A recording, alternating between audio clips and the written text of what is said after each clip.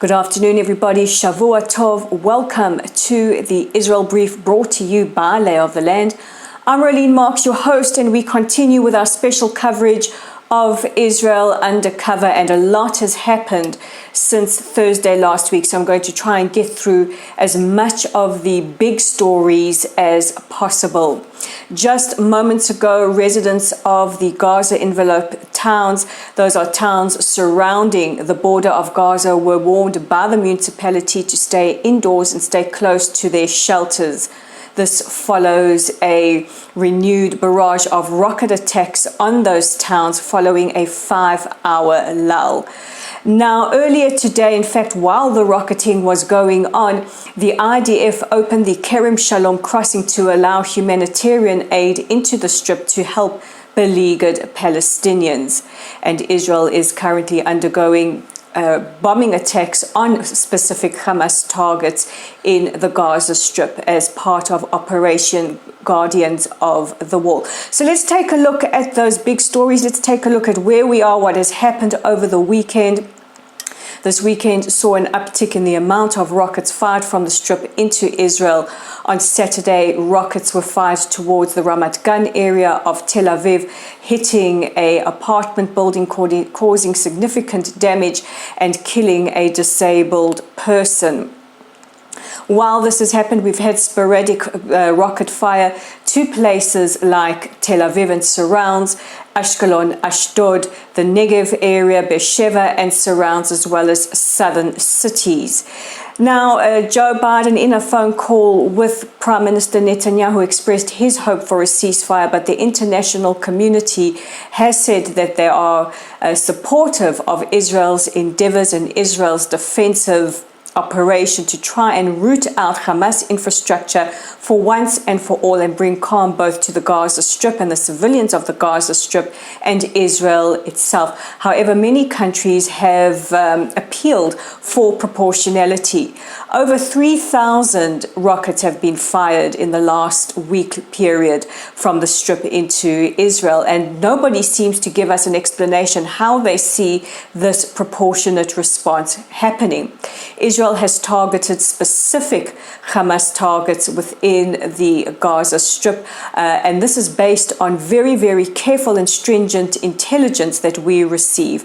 In many cases, attacks have had to be delayed as a result of the high level or high numbers of civilians in and around the target. But two big stories hit the international media. One was the leveling of a media house that housed Associated Press as well as Al Jazeera. Now, there was a lot of criticism leveled towards Israel after the media house was razed to the floor, but Israel is emphatic and have presented evidence to the Biden administration that this media house also housed the intelligence unit of Palestinian Islamic Jihad as well as Hamas R&D, that's research and development. The question remains is whether or not AP and Al Jazeera knew that they were in the same building as Hamas operatives and either chose not to report on it or to look the other way. And this brings into examination the kind of situation that reporters face in the Strip, and it was made very clear after Operation Protective Edge in 2014 that terrorists within the Strip from various bodies were firing their rockets and projectiles from within the media infrastructure and warning reporters on pain of death or torture if they reported that.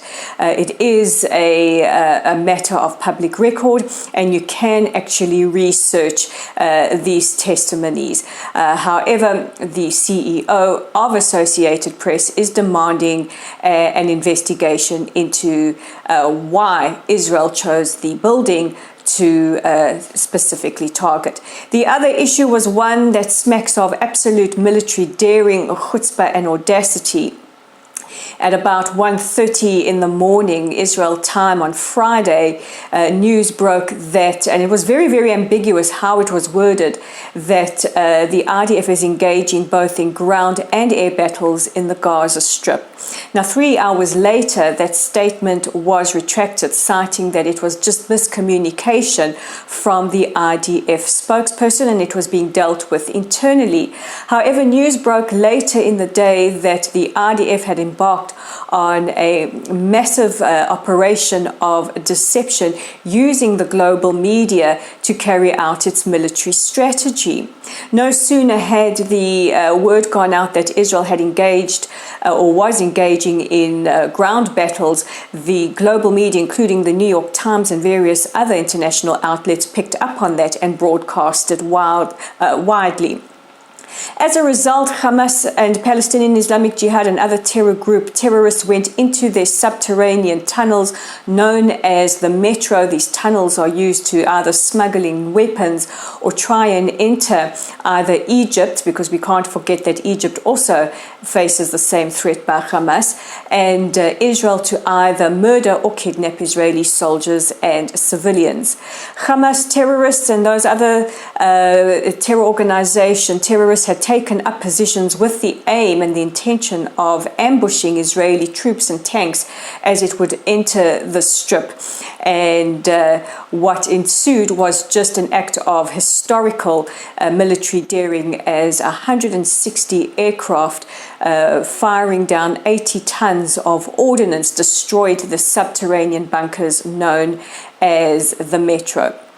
The IDF has also managed to destroy submarines belonging to Hamas under the water, as well as various other underground munitions storage facilities in the strip. At least 12 Hamas leaders have had their houses razed to the ground, and the IDF has struck extreme targets that have been used either to fire or launch weapons or rockets from, or to assemble and build these Iranian-backed rockets.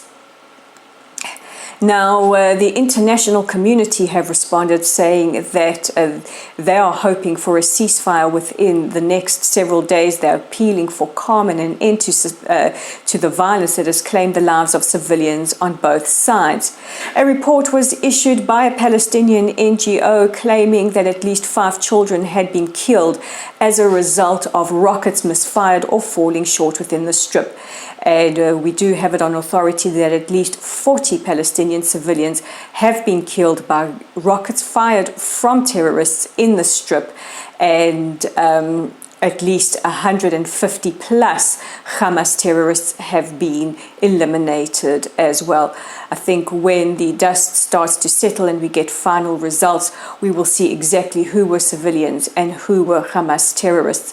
What we do have to take into account is that the Palestinian Health Ministry inside Gaza is run by Hamas. So these numbers have to be investigated very, very carefully. Needless to say, we don't want the loss of civilian life on either side, and we want to hold Hamas accountable for the act of a double war crime of firing from within their civilian infrastructure into ours, as they have.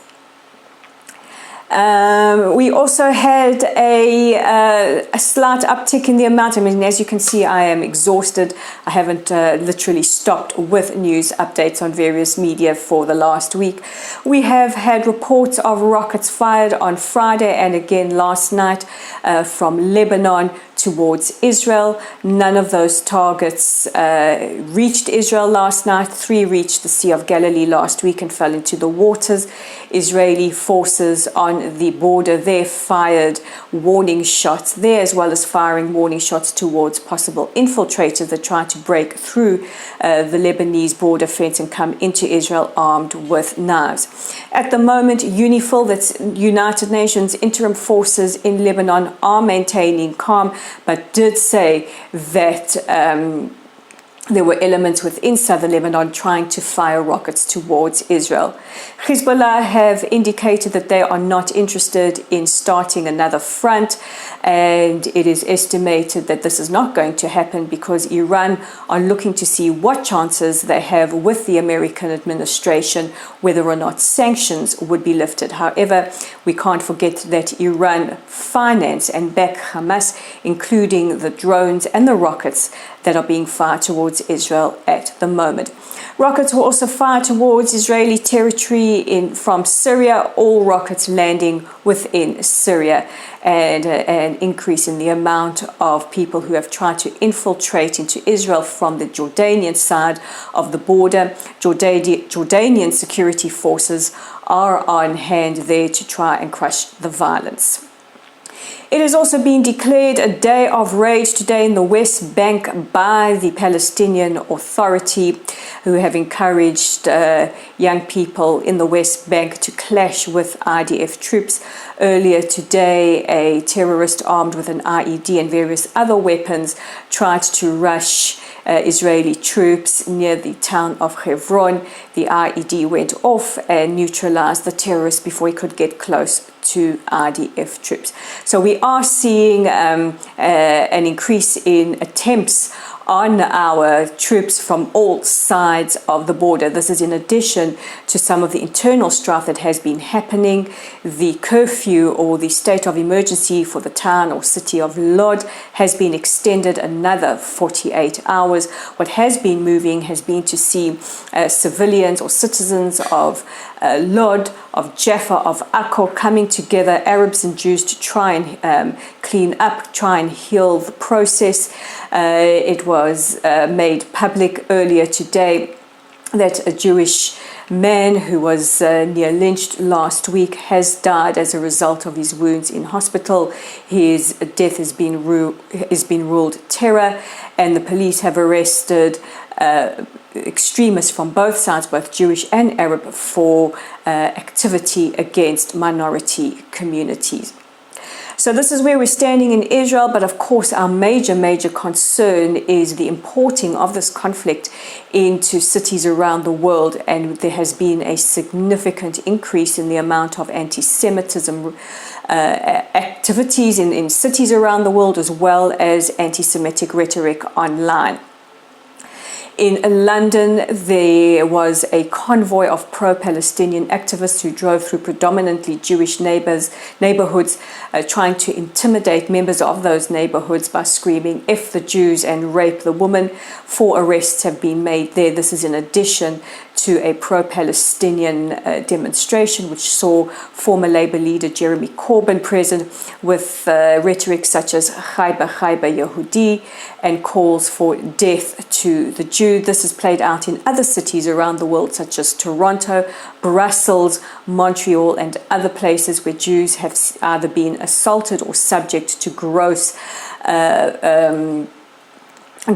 anti-Semitic abuse. My apologies for sometimes falling over my words. You can no doubt understand there is a lot of information coming through.